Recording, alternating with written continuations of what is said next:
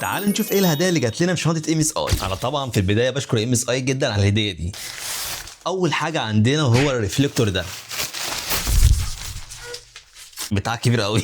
ده بص هتلاحظوا اول ما افتحه هتلاقي الدنيا نورت اكتر في وشي، لان هو مهمته ان هو يعكس الاضاءه. ده عشان لو بصور بهد اضاءه واحد فهحطه كده ناحيه اليمين يخفف الظلال على وشي.